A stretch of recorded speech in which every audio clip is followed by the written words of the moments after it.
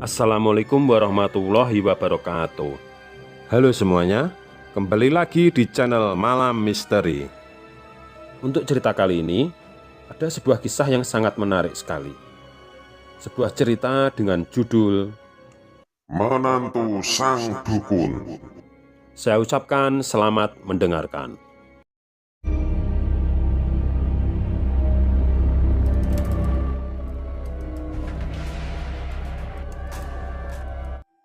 Denny mengambil jaket yang tergantung di gantungan baju dan langsung memakainya.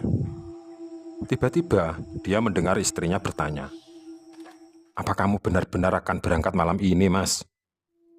"Iya, Sekar," jawab Denny. "Tapi malam ini malam Jumat Kliwon, Mas. Apa kamu tidak ingat nasihat ayah?" Sejenak Denny terdiam. Ya, memang beberapa waktu lalu Denny dinasihati oleh mertuanya yang tidak lain adalah ayahnya Sekar. Sekar dan Denny ini sepasang suami istri, dan Denny ini berprofesi sebagai polisi. Lebih tepatnya dia sebagai reserse atau intel. Saat ini dia mendapat tugas untuk menangkap salah seorang gembong narkoba yang sebenarnya masih saudara dekatnya sendiri. Gembong narkoba itu bernama Somad. Somad ini adalah anak dari kakak ayahnya. Jadi lebih jelasnya Somad ini adalah kakak sepupunya Denny. Namun karena ini sudah menyangkut tugas dan profesionalisme kerja, maka Denny harus profesional, tidak akan pandang bulu dalam menangkap siapapun. Beberapa hari yang lalu, ketika Denny sekeluarga berkunjung ke rumah mertuanya, dia mendapat beberapa nasihat dari sang ayah mertua. Ayahnya Sekar ini memang bukanlah orang sembarangan. Di desanya, dia dikenal sebagai sesepuh desa atau orang pintar yang sering dimintai tolong oleh orang-orang sekitar dalam hal-hal gaib. Dan ayahnya Sekar ini sangat mengenal siapa itu Somad. Ayahnya Sekar sangat paham sekali kalau Somad ini bukanlah orang sembarangan. Sebenarnya Denny tidak percaya hal-hal seperti itu. Namun demi menghormati sang ayah mertua, dia bersikap seolah-olah percaya dan menuruti semua kata-kata mertuanya. Dan sang mertua ini benar-benar mewanti-wanti Denny, jangan sekali-kali memburu Somad di malam Jumat Kliwon. Karena di saat itu kekuatan Somad sedang di posisi maksimal. Dan malam ini kebetulan adalah malam Jumat Kliwon. Denny mendapat telepon dari temannya sesama reserse kalau mereka mendapat info Somad berada di suatu tempat. Maka karena panggilan tugas, Denny segera bergegas dan berkemas mempersiapkan segalanya untuk melakukan penangkapan. Ketika mau berangkat, Sekar sempat mengingatkan kepada Denny kalau hari ini malam Jumat. Namun Denny berusaha menenangkan Sekar kalau hal itu hanya mitos saja. Sekar pun tidak bisa berbuat banyak karena dia sudah tahu sendiri sifat Denny. Setelah Denny berpamitan, Denny pun pergi menemui teman-temannya dan bersiap melakukan perburuan. Sampai di TKP, mereka berhasil menangkap anak buah Somad berikut barang buktinya. Namun, Somad berhasil meloloskan diri dan dikejar oleh Denny. Sempat terjadi kejar-kejaran yang lumayan menguras waktu dan tenaga. Sampai akhirnya, Somad berhenti di pinggir hutan dan lari ke dalam hutan. Dan Denny pun tidak membiarkan kesempatan itu. Dia pun juga langsung masuk ke dalam hutan memburu Somad. Dengan hanya berbekal senter dan pistol di tangan, Denny menjelajah hutan. Dia tidak ingat lagi nasihat mertuanya, kalau saat ini adalah malam Jumat Kliwon, dan dia sedang sendirian. Denny tidak sadar kalau dia sudah masuk dalam perangkap Somad. Tiba-tiba Denny mendengar suara langkah kaki di belakangnya. Refleks, Denny langsung membalikkan badannya, namun ketika sudah berbalik, dia melihat Somad langsung memukul kepalanya dengan kayu. Denny pingsan seketika. Begitu sadar, Denny mendapati dirinya sedang diikat di sebuah pohon, dan lebih aneh lagi bajunya sudah berganti dengan baju yang dipakai Somad. Dan Somad memakai baju yang sebelumnya dipakai oleh Denny. "Apa maksudmu mengikatku dan memakai bajuku?" tanya Denny. Somad pun tersenyum sinis dan berkata, Aku tidak habis pikir denganmu, tega sekali kamu mengejar saudaramu sendiri. Denny langsung menimpali. Aku tidak peduli saudara atau bukan. Yang jelas, kalau dia berbuat jahat, maka sudah menjadi tugasku untuk menangkapnya. Somad hanya tertawa mendengar apa yang dikatakan Denny. Tapi kamu salah orang. Kamu salah memilih lawan. Lihat saja apa yang akan terjadi. Kemudian Somad duduk bersila dan dia bersedekap sambil membaca mantra. Denny sempat bertanya-tanya apa sebenarnya yang dilakukan Somad. Tiba-tiba, angin berhembus sangat kencang dan Denny pun melihat sosok bayangan wanita berambut panjang. Panjangnya mungkin mencapai lutut. Wanita ini memakai gaun putih, panjang, dan wajahnya sangat menyeramkan. Ada apa engkau memanggilku, wahai Somad? Tanya wanita itu kepada Somad. Kemudian, Somad meraba wajahnya dan dia menunjuk ke wajahnya Denny. Sosok hantu wanita itu kemudian berpaling menatap wajah Denny. Perlahan-lahan dia mendekati Denny dan memegang kedua pipi Denny.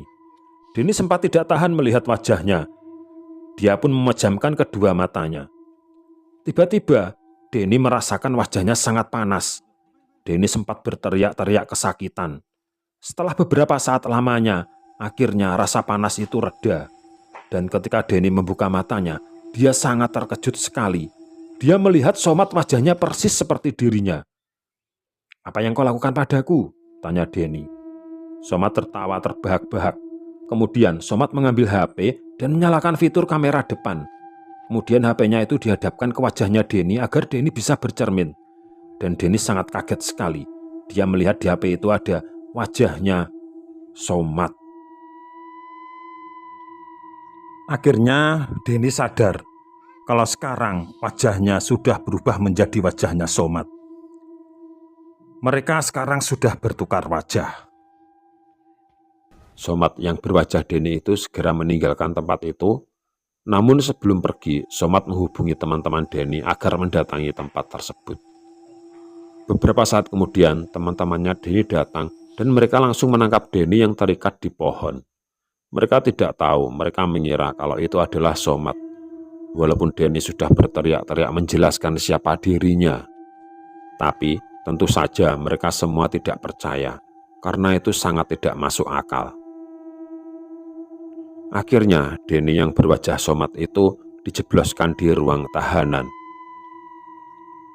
Di lain tempat, Somad yang berwajah Denny itu mendatangi rumahnya Denny. Sekar sangat lega, namun dia sangat heran. Dia melihat Denny wajahnya sangat datar dan tidak begitu menghiraukannya. Denny sama sekali tidak bicara. Bahkan ketika anaknya datang menyambutnya, Denny malah acuh tak acuh langsung masuk ke kamar. Padahal biasanya setiap Denny pulang, anaknya langsung datang dan minta gendong, dan mereka bermain dan bercanda. Tapi kali ini, ketika anaknya menghampirinya, Denny malah mengibaskan tanah anaknya dan dia tidak memperdulikan mereka semua. Sekar sendiri tidak habis pikir, apalagi dia sempat melihat Denny merokok. Padahal Denny seumur hidupnya tidak pernah merokok sebatang pun. Di ruang tahanan, akhirnya Denny hanya bisa pasrah. Percuma dia menjelaskan pada mereka, karena akhirnya dia sendiri menyadari kalau penjelasannya itu tidak masuk akal dan tidak akan ada yang percaya.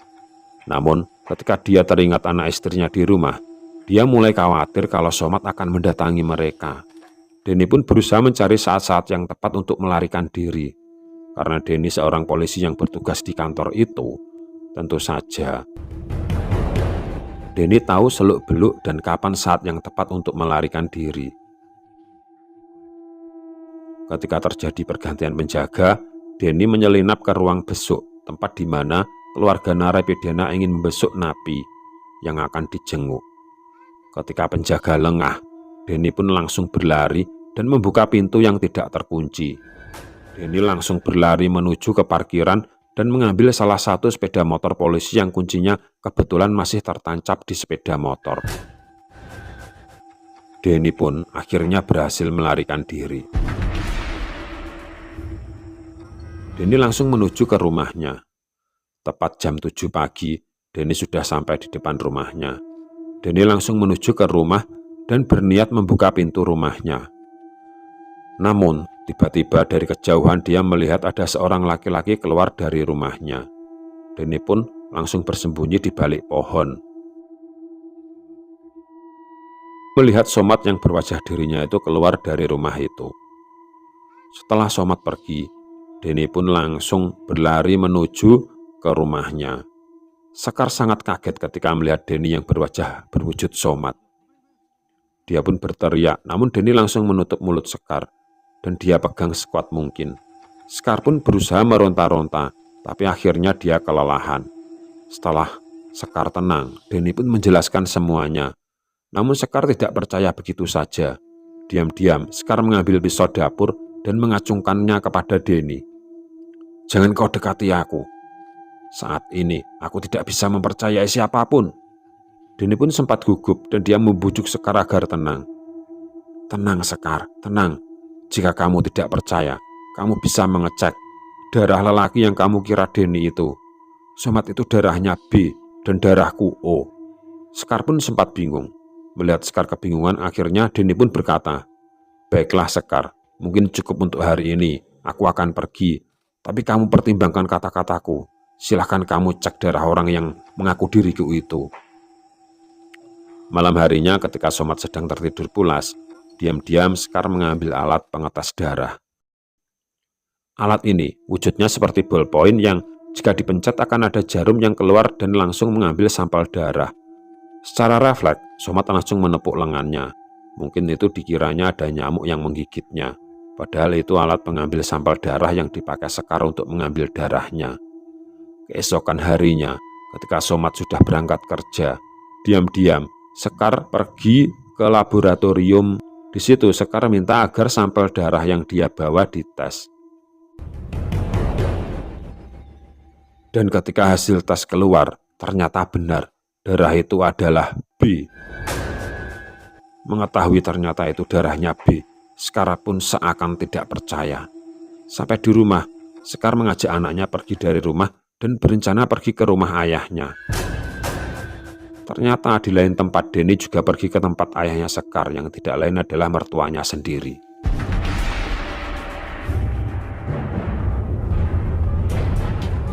Begitu sampai di depan rumah mertuanya, Denny langsung menggedor-gedor pintu. "Ayah, cepat buka pintunya ayah, ini aku Denny." Begitu pintu terbuka, ayahnya Sekar sangat terkejut. "Mau apa kamu kesini Somad?" tanya ayahnya Sekar kebingungan. "Ayah, ini aku Denny ayah, percayalah." Sejenak ayahnya Sekar terdiam. Kemudian tangannya digosok-gosokkan dan masing-masing kedua jarinya diusapkan tepat di kedua matanya. Setelah kedua matanya diusap dengan kedua jarinya, barulah ayah Sekar bisa melihat kalau di depannya itu memang benar-benar Denny. "Oh, apa yang terjadi padamu Denny? Cepat masuk," kata ayahnya Sekar. Kemudian Denny menceritakan semuanya. Mendengar ceritanya Denny, ayahnya Sekar langsung menggeleng-gelengkan kepalanya. "Kok masih saja ada orang yang menggunakan ilmu ini? Begini Denny, sebenarnya aku bisa menyembuhkan dirimu dan mengembalikan wajahmu. Namun terus terang hari ini belum bisa.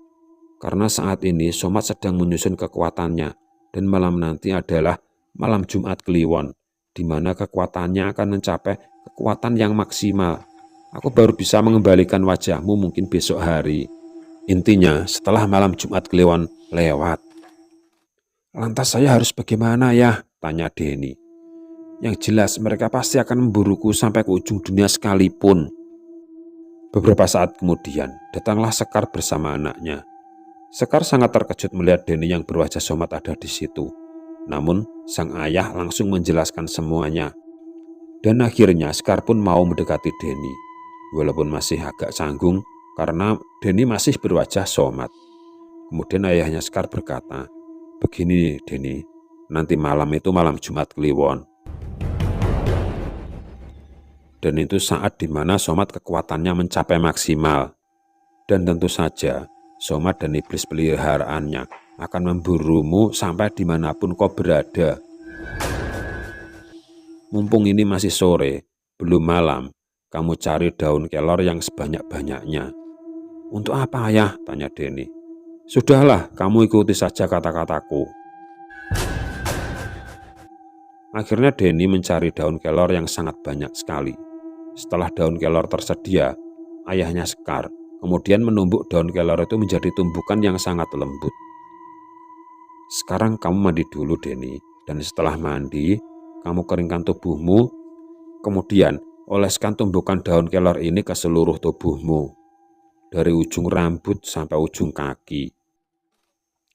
Tumbukan daun kelor ini akan membuat iblis peliharaan Somat itu tidak bisa mencium baumu, dan dia tidak akan bisa melihatmu. Dan mulai sekarang sampai subuh nanti, bersembunyilah di musola samping rumah. Aku yakin nanti malam mereka pasti akan datang ke sini." "Baik, Ayah," kata Denny. Dan benar sekali, tepat jam 9 malam, mereka mendengar suara sirine mobil polisi. Dari jendela, Sekar dan ayahnya mengintip. Dia melihat Somat yang berwajah Denny dan teman-temannya polisi datang menggerebek rumahnya. Sempat terlihat bayangan sosok wanita bergaun putih, rambutnya panjang sampai selutut, dan wajahnya sangat menyeramkan sekali.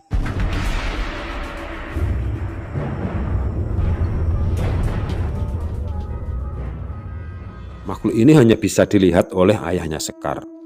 Somat pun menggedor-gedor pintu sambil berlagak seperti Denny. "Ayah, cepat buka pintunya, Ayah." Ayahnya Sekar kemudian membuka pintunya dan berusaha setenang mungkin. "Ada apa, Denny?" tanyanya. "Ayah, apakah Sekar ada di sini?" "Ya, dia sudah tidur bersama anaknya. Kenapa kamu tadi tidak mengantarkannya?" "Tadi siang aku sibuk, Ayah," kata Somat. "Tapi tadi aku mendapat informasi kalau Somat datang ke sini. Aku ingin menggeledah rumah ini, Ayah." "Ya sudah, silahkan digeledah," kata ayahnya Sekar. Somat dan teman-temannya langsung menggeledah rumah ayahnya Sekar. Dan ayahnya Sekar sempat melihat iblis wanita itu juga sempat mengikuti mereka. Bahkan iblis wanita itu sempat melihat dan berusaha menatap wajahnya ayahnya Sekar. Namun ayahnya Sekar berusaha setenang mungkin. Berusaha tatapan matanya seperti tatapan kosong. Di kursi tamu, ayahnya Sekar menghisap rokok dan berlagak tidak tahu apa-apa. Padahal di depannya, iblis wanita itu menatap tanpa henti di depan wajahnya. Walaupun ayahnya Sekar bisa melihat iblis itu, namun dia berusaha sebisa mungkin jangan sampai iblis itu tahu kalau dia bisa melihatnya. Ayahnya Sekar berusaha menggosongkan pikirannya supaya tatapan matanya itu juga terlihat kosong. Dan sepertinya iblis wanita itu terkecoh. Iblis wanita itu mengira kalau ayahnya Sekar tidak bisa melihat dirinya. Karena jika sampai iblis wanita itu tahu kalau pria itu bisa melihat dirinya, maka akan terjadi musibah yang sangat besar. Terlihat Somat dan iblis itu sangat kebingungan. Bagaimana bisa Denny lenyap tanpa bekas? Bahkan baunya pun tidak bisa tercium oleh iblis itu. Tepat jam 12 malam, akhirnya mereka pergi. Dari kejauhan ayahnya Sekar sempat melihat kalau Somat sedang berbicara dengan iblis wanita itu. Hari berganti pagi. Di kejauhan terdengar ayam berkokok dan suara adzan subuh.